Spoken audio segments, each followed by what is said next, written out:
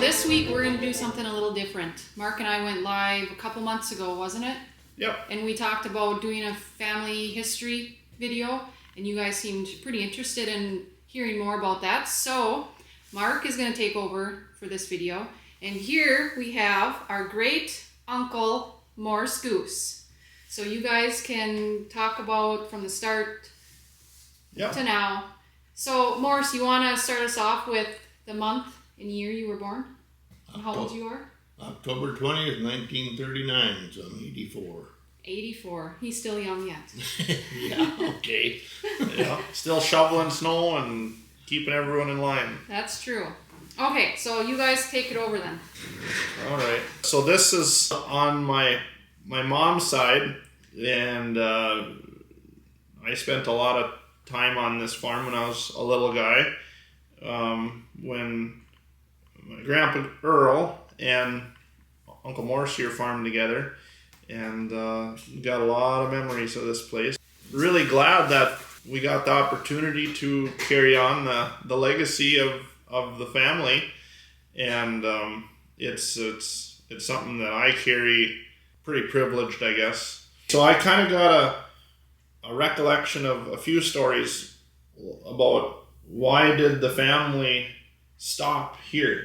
You know, that's a lot of people are like, well, why did Grandpa stop the train here? Why did Grandpa stop the? I don't really know why. Well, I kind of heard that you know, Klaus, you know, they farmed over in Cedar Bend. Yeah, but when they farmed in Germany too. Yeah, it was a farm. Yeah, and I guess on their way to the west on the summer road, I guess supposedly he had a shovel, and they'd stop every now and again, and he'd venture off and turn the dirt over and test the ground, and until he got to here in section 1 of Malung, and then they liked what they found. Yep. And then I think it was the type of trees, and because a lot of people don't realize, well, how did these guys figure out what they wanted or where the good ground was, because a lot of it was in trees. Most of it was. But you could really tell what type of soils were there too from what type of trees were growing there. Yeah. Right? A lot of oaks here. Oaks and hard popple. And spruce. Spruce, yeah. And so that kind of tells you the lay of the land, so to speak.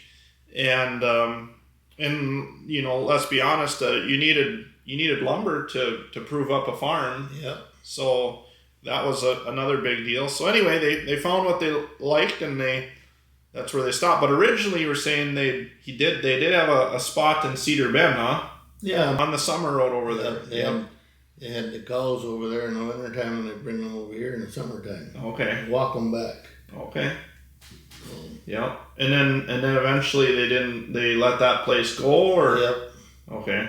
So this place here that we're on right now, that was they must have moved over here and started proving this up back in, I got newspaper clippings here we'll go over in a minute, but then early 1900s? Early 1800s, yeah.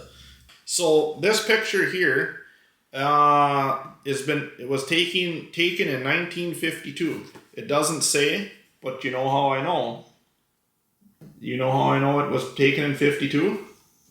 That shed right there. Yeah. It says it in the cement. Is it 52 or 53? June of 1952. I thought it was 53. So the cement that was poured, see that building getting built there? That's still on the farm, one of the only ones still here. And that says June of 1952 in the cement. So somebody had taken an aerial photo of the farm in 1952. There's a road there that goes by in front of the house if you look closely. And that was the summer road. That was the main road to get from Morrow to Roseau, right through the farm here. That's why there was a post office here. And we got a map right here behind us up on top. It's from the early 1900s. It says Goose, Minnesota on it. So we actually had little town, or it was a post office. You go in the old geography books in school and they have it in there too. Yeah. We got the barn already. The big long dairy barn. Hay shed. And then the hay shed. So if you guys are looking at the picture right now, that big long barn there, that was where they had the cows, and the hip roof barn was where they stored the hay. So actually this barn was kind of ahead of its time. Oh yeah, it was built in 43. The barn was built in 1943, and back then guys were still building hip roof barns. And this was a freestanding, there was not a post in it. Yeah, so it was a freestanding building, so there was no posts in the center, down the alley and all that. It was they designed their rafters themselves, didn't they? Yep.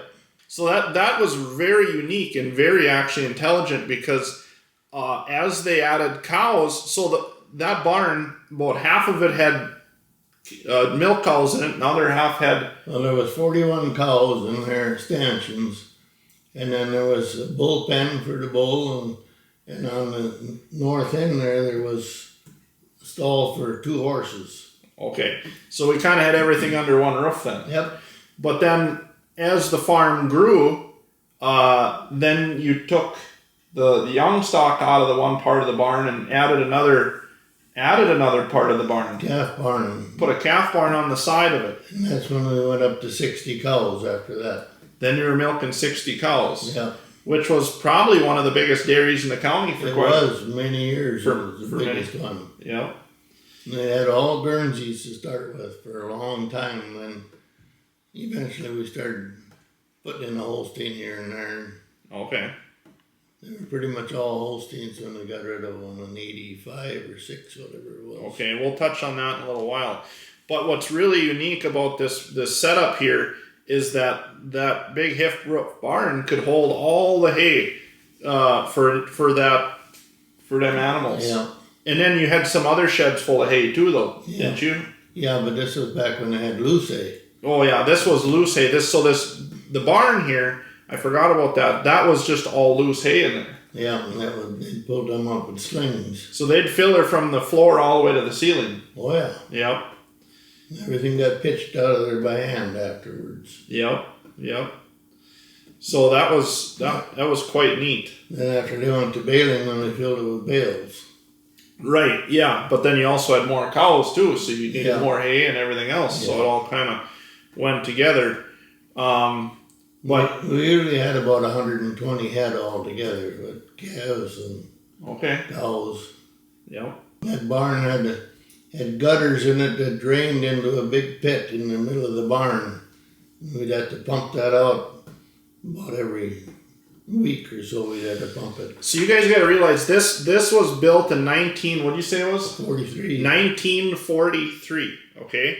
No hay loft, nothing like that. Had a building on the side for hay, which is, like I said, this was not a common way of building dairy barns. So this was kind of all on its own. It was new. And anyway, they were smart enough even to that generation was smart enough to slope the cement to drain, so the urine would drain into a big tank under the ground.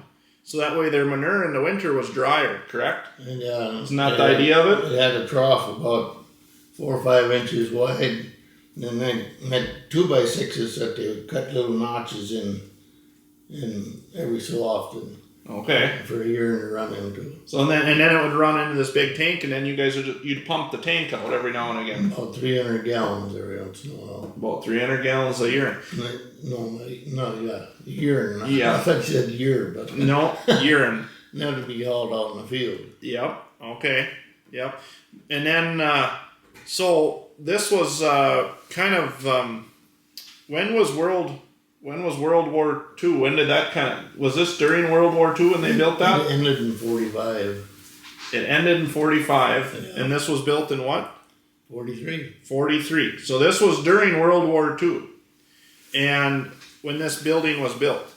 And I think they already had the nails and had a lot of that stuff already purchased Yeah. beforehand. Otherwise, I don't think they'd have got it. Wouldn't have got it, no. Wouldn't have got it. So that was a big deal too. And then all the lumber for this barn, they'd cut on the homestead here, hauled it up to the yard like that. Most of it come out of the northwest of the buildings here.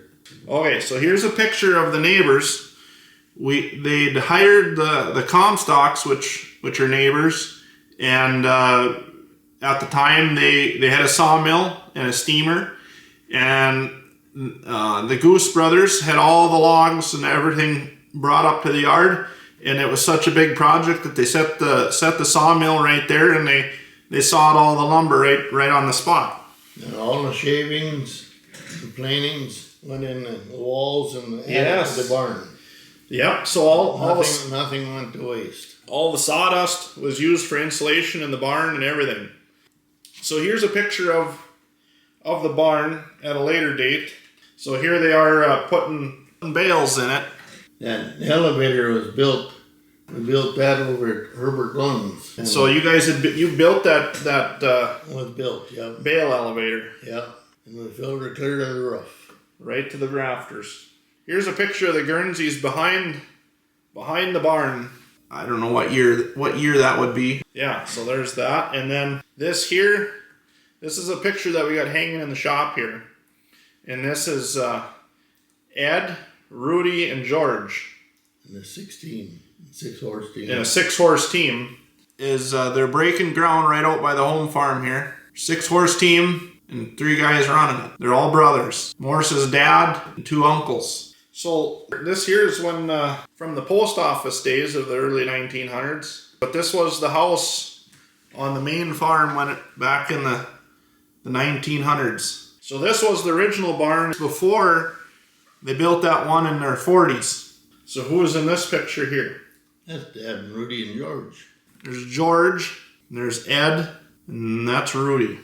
The middle one would have been Morse's dad, and my grandpa's dad. Your great-grandpa. Well, this would have been my great-grandpa, yeah. This here is Dora, so this would be Morse's grandma. She was here alone then. Yeah, she died in 43. She died in 43. Yeah. So how old would the boys been? Well, let's see, 93 and 95, Dad and Rudy were born. And she fell and broke her hip, and back in them days, you just died. Yeah. Lived it out. There was no fixing it. No, tough gal though. Oh, yeah. She was The postmaster. the postmaster, and she came over on the ship from Germany. So another thing I found out, so to get to the northwest part of Minnesota, there was, at this time, there was no roads, there was nothing. Do you remember, I kind of heard, do you remember how they got here? No, I don't remember. I heard that they came up the Red. They must have come by horses or... Well, I heard they came up the Red and went up into Canada. Yeah, I heard that too. Well, went up into Canada and then come down through the lakes somehow, right? I heard that, but I don't... And then they stayed in Warroad there for a little while Mm-hmm. with that Indian, Yeah. Nemapuck or whatever, right? Yeah, I remember that. They stayed in Warroad for a short time, And then they come west. and then they started coming west from Warroad towards Roseau. So that's quite a way to get here. Yeah, a long old trail. Yeah. So this is Morse's and my grandpa's mom and my great grandpa and great grandmother. She was 56 years old when she died of a stroke, and Dad was 69 when he died. But he was in poor health for many years. He hadn't worked for many years. Who fought in World War I? Dad in France. During World War I. But he was only here about 6 months Okay. in France, and then the war ended. So War ended. yeah. Yeah. Did we have anyone that fought in World War II? Because I think the gap there on everyone was probably Nobody here. nobody here, yeah. No, they had to go to the Korean War. Yeah, and then, so the family kind of lucked out on that one. And then you guys ended up going to the Morse, or Uncle Morse here and Grandpa Goose went over to Korea. No, I wasn't in Korea. Earl and Merle were. Earl and Merle went to Korea. And Leonard, George's boy, was in Korea. Okay. I stayed stateside the whole time, but Vietnam was on when I was in. So yeah, we have some history there with the service and stuff. Also, so a couple things. So there were some neat things we covered about the barn, but in junction with the dairy cows, you know, as far as being a pretty progressive operation way back in the 1940s and stuff. Can you tell me the story of how you guys ended up with a hay conditioner in the early? When do you think that showed up? I was just a kid, so I was probably about 17, 18 years old, someplace in there. Merle went down to someplace down in southern Minnesota where they had So Merle, which is Morse's brother. It was an egg deal down there, and they had this hay conditioner there, which was just out then. And he come back and thought that was a heck of a good deal, so they went to the Farmers Union down here, and they took on the dealership, and we bought it through them then. But we owned 3 of them before anybody else had even had one. Oh, really? So And I used to run all over the country here conditioning hay, and it took about half or less time than half for the hay to dry. For the hay to dry, because it cracked the stems open so the moisture could get out. So. Otherwise, before that, it was just you sickle mow it and wait for it to dry and rake it together. Yeah. So the crimper, the hay conditioner, you figure that was what year? Just rough idea. I don't know, probably maybe 60, sometime around in there. Okay, the 1960s. So it should have been before that, because Merle was here yet then, and he left in 67, someplace in there when he left. So okay. So it was in mid-50s. Okay, in the mid-50s. Here's a picture of the conditioner. So that's Ronnie, would be Morse's brother, Ronnie. Anyway, that's Uncle Ronnie, and that's the little conditioner on the back there, and they'd run all over and do custom conditioning for other farms in the area. Yeah, people would wait to mow their hay till we could get there to condition it. Yeah. Yeah. So that was kind of a big deal. And then, so I notice here that this is a cock shot. It's an E3. An E3. So a little something about the farm here is this farm back in the 1950s ran just about primarily all cockshot co-ops. We had 2 of them. One was a 48 and one was a 49. Cockshot. Yeah. Yep. And then we had, in 1950, they had an M Farmall, and they got that traded off on a Super M. I think that was 52 when they traded that off. So then we had that. And then here's a picture of Morse and Uncle Rudy in the one of the sheds here on the farm. And that shed that you see there is a red iron shed that the farm built in the 1955. So that was a pretty big tractor you're standing next to, that 570 co-op diesel. And we had a 550 just like it. Or cockshot diesel, I guess I should say. Yeah, they're cockshots. Yep, they're all cockshots.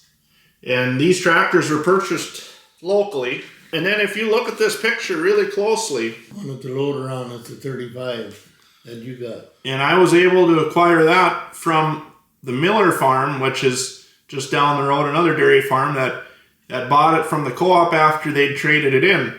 And they still had it, so that's sitting in the shed in pieces, but we still got it. It runs, just half tore apart, getting ready. Was trying to get it put together before my grandpa Earl passed away. And then in the back, you can see there's a couple combines in there. And them are, what are they, internationals? Either that or Case. Case or internationals. And 2 of them back there. That was quite something to have a big red iron shed like that back in the day. In 1955, after they got it built, we had before we ever used it, we had to square dance in there. Oh yeah. We had 8 squares going in there. Oh my gosh. Yeah. Yeah. That was quite a deal. It was a Butler Red Iron building in 1955. You said, right? Yep. So that was something. So what about this picture here? We got 50T International baler. That's run a Super C engine on there. So this was a square baler with an engine on the baler. They had an older, the baler before this here was an old case baler with wire tie. And one guy sat on each side and fed the wire in. Oh, you're kidding. No. So this was a lot nicer. Oh, yeah, it had its own motor. Yeah. And then this one here, who's cutting, you think? Lester Brock, he did all our mowing for us. He did the mowing, and he mowed his own, and then we baled it for him. What would you guys typically grow for forage? It was all alfalfa. It was alfalfa back then. Yeah, for cows. Yep. Who do you think's on the tractor there? That's me. That's you. Yeah. So this would be my grandpa Earl, and then Uncle Ronnie, which is your brother. Yeah, and he was a veterinarian in Winona for many years. Yes. 44 years. He went to veterinary school and became a vet and ran his own practice for quite a few years. And this is back in the years when we had cans yet. Cans were in there, and then So this was the milk house that they're standing in. Yeah.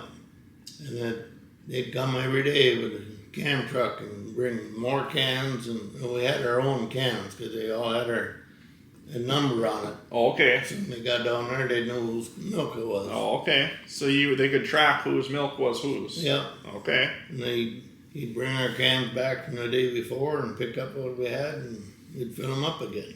Okay. Did you guys at the time though? They were stanchions obviously, and then there was no pipeline or nothing. It would just each individual cow would milk into that bucket. Milk in the bucket, and we dumped the bucket, had the strainer on the can sitting in the barn, and we dumped the bucket in there, and then we had a little cart we put the cans on and wheel them in there and put them in the freezer or in the cooler. In the cooler, yeah. Okay. But then at a later date, eventually we got a pipeline put in the dairy. Yeah. And that was quite nice. And then you put in a bulk tank. Yeah, the bulk tank. We had a big bulk tank, so it wouldn't fit in the barn in the well house itself, so we had to cut a hole in it. And the bulk tank was half of it was outside. Half outside, half inside. Yeah. But a lot of farms did that because then it stayed cooler too, didn't it? Yeah. It helped. Yeah. Stay, instead of trying to put it all inside. No, to start with it, then in the barn there, everything was pitched on. The very early years, they had a team of horses with a sleigh behind, and they pitched manure on it. Oh, when they got rid of the manure, they'd pitch it on and then have to go pitch it off? Pitch it off out in a pile.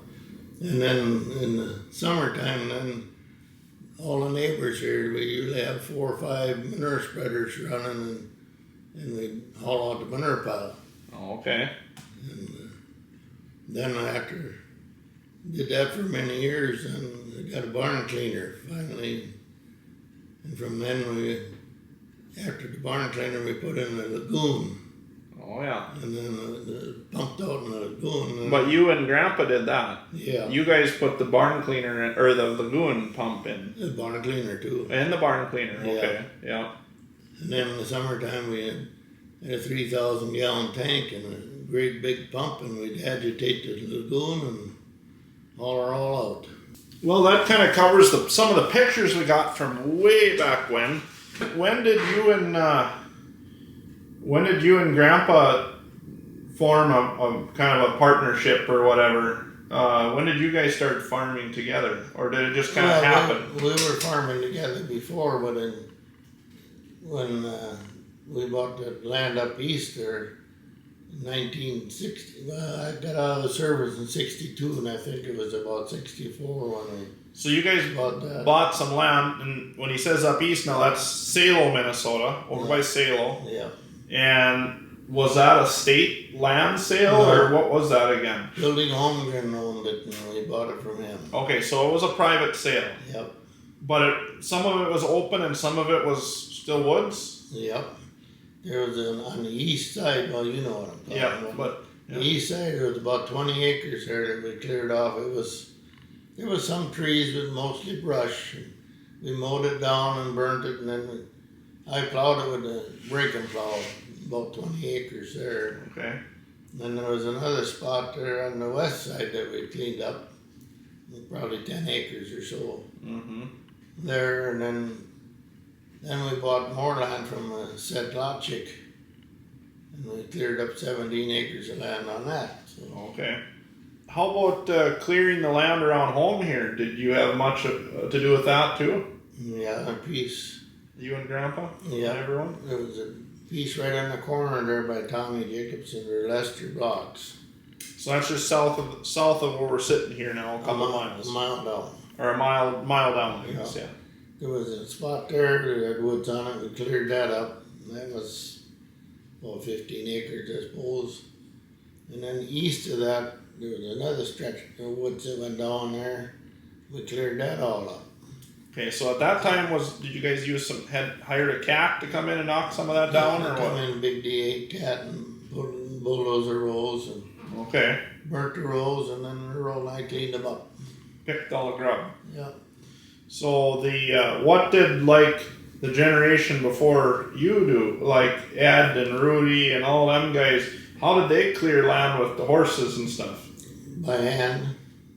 They didn't, no chainsaws or nothing, everything was by hand. Sawed the trees down by hand, Um, pulled them out with the horses. grubbed the wood, grubbed the stumps out. So did they use a lot of dynamite? Yep. You'd go uptown and you could buy dynamite like you buy a case of pop A nowadays. stick of dynamite, which is about 8-10 inches long, I suppose, and then we had a dynamite auger that would drill a hole into the stump and stick dynamite in there and In the stump or right underneath of it in the dirt? In the stump. So you had to drill it into the wood, or in through the actual stump. It wasn't just drill a little hole in dirt then. No, we didn't drill it into the stump itself. It was in the dirt. Oh, right next to it. Yeah, Okay. and it would blow it right out of there. Hmm. We even split some rocks that way. It was too big to pull out. We'd drill into them, not with that order, but we'd drill in there and put a stick of dynamite in them and blow them up. Really? Split them in half? Yep. Or into a bunch of pieces? Yeah, pieces. Yeah. Well, it was nice you guys cleaned all that up before I got here. Yeah. Okay, well, I think we're going to end this for now, for this part. We'll continue on, and then I'll either show next week, this part 2, or the following week. But thank you guys for watching. We hope you enjoyed this, and we'll see you next week for part 2.